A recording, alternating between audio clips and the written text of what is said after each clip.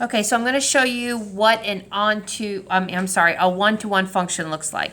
So each element of the domain pairs to exactly one unique element. So we're going to do a mapping.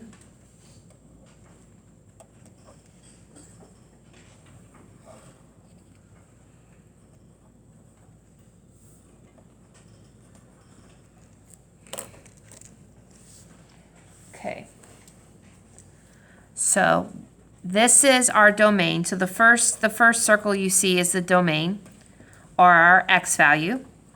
The second circle you see is our range, or our y value.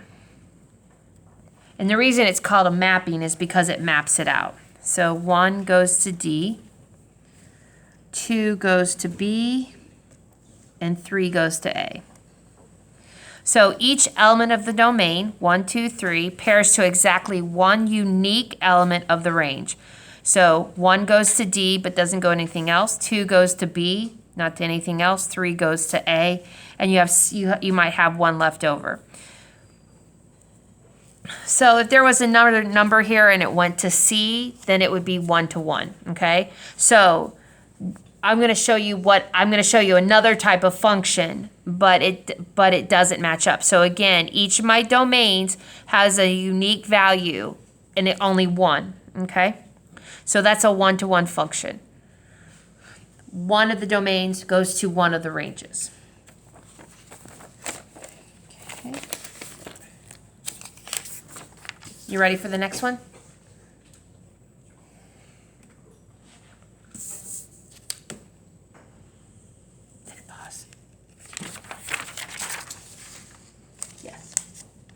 Sure did not.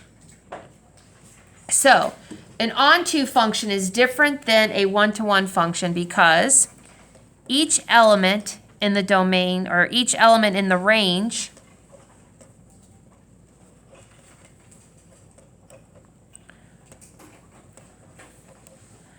corresponds to an element in the domain.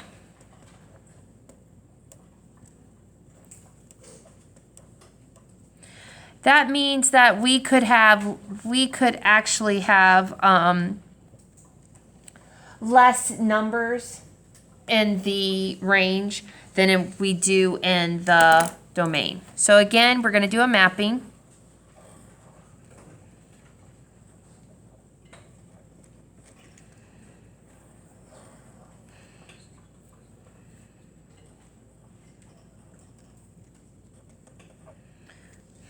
Again, this is the domain, which is our x, and this is our range. And I'm going to name it something else. It's our f of x. You guys, f of x and y basically are the same thing. I'm just getting you used to seeing linear notation and function notation. Okay, so this is function notation. The other one was linear notation. So it means the same thing. Okay, so each element of the range corresponds to an element of the domain. So 1 goes to D. So D corresponds with 1. 2 goes with B. So B corresponds to 2. 3 corresponds with C. And 4 corresponds with C. So it's not a one-to-one because 3 and 4 both share C. In order for it to be one-to-one, 3 and 4 could not share that same element in the range, but they both have C as their output values, their range. Then it's only onto. Okay.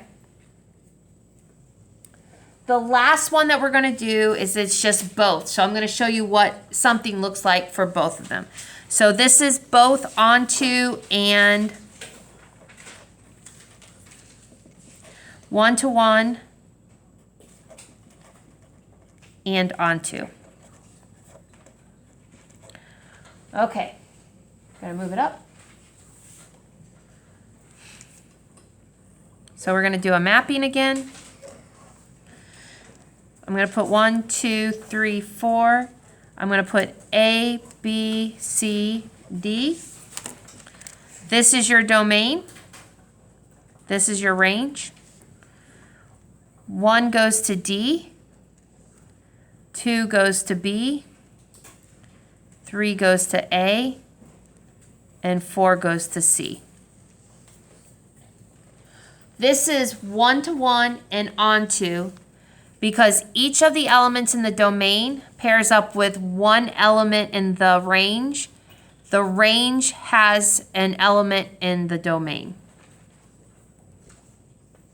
I'm confused. Okay? Why is 1 going to D? Because it just goes to D. These aren't necessarily in order. Your ranges are not necessarily in order. So this is how the mapping looks. It doesn't mean, when you do a mapping, it doesn't mean that 1 and the letter across from it has to match. So when we do our examples, I'll show you exactly how we're going to set up the domain. Okay, and the last thing I want to talk about before I do function notation is I want to talk about a discrete relation and a continuous relation.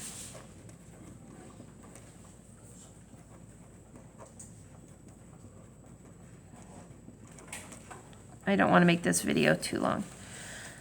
Okay, so a discrete relation, not necessarily a function, but the points are not connected. It's just where you're going to graph points, you guys, and they're not connected. We don't connect them. There's no reason to. A continuous relation is a line or smooth curve. And what that means is we're going to graph and we're going to connect the points. So whenever you graph a line or you graph a parabola, you do that smooth curve, it's going to be continuous. When you just graph points, that is what we would call discrete relation.